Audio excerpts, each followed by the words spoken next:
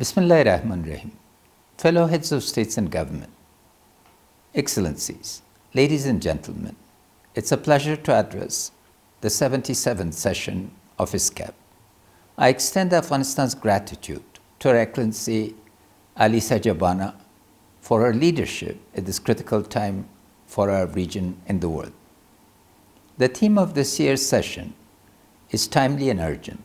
The COVID-19 pandemic has exacerbated inequalities and exposed structural inequalities in our global systems. We must muster a true sense of urgency to address the interrelated challenges of social protection, stimulation of sustainable recovery, strengthening of connectivity and supply chains, and focusing on climate change. It is imperative that we build back better, greener, and more equal, robust, and connected, including by ensuring universal and equitable access to vaccines as a global public good. If we fail, the 2030 agenda will be beyond reach. A key lesson from the pandemic has been the centrality of regional connectivity and integration in enabling us to manage turbulence and promote recovery. Without the solidarity of our neighbors and the generous support of the region, Afghanistan as a landlocked developing country, the scale and scope of adverse impacts of the pandemic would have been greater than expected. I further take this opportunity to extend a special thanks to the Asian Development Bank, European Union, the World Bank, and our bilateral donors for their support in response to and recovery from the pandemic. I also wish to recognize India's and COVAX's transfer of vaccines to Afghanistan. By pursuing regional sustainable infrastructure investments, we hope to integrate the region further and create more efficient and effective supply chains. We are investing in our people and expanding social protection systems to all Afghans to eradicate poverty and promote growth. We are pursuing climate change adaptation and resilience programs and taking decisive steps to protect our natural environment. We are also investing in the future through greater digitalization and the promotion of education. These efforts and their effects were recently presented in Afghanistan's report on the implementation of the Istanbul Programme of Action.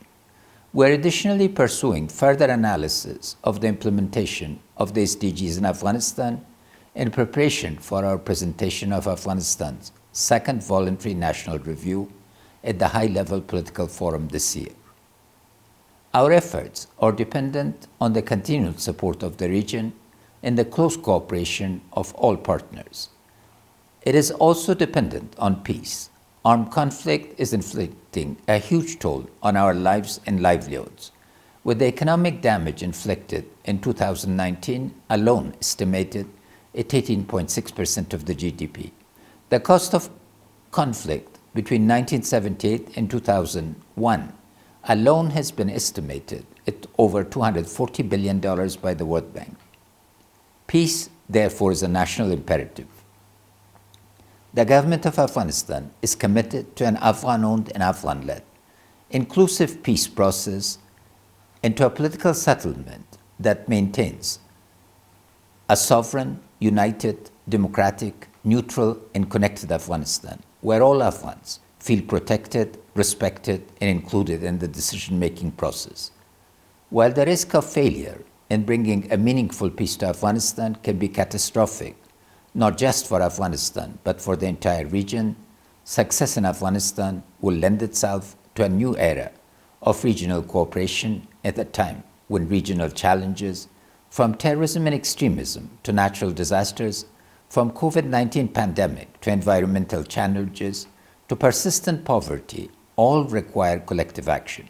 To achieve our collective goals, we must accelerate the reform of the United Nations. Mid-20th century assumptions and governance models cannot respond to the urgent challenges of 2021. Afghanistan is ready to pioneer approaches to stakeholder governance and stakeholder economic development that would result in integration of systems of state building, market building, peace building, in regional connectivity, and prosperity. Thank you.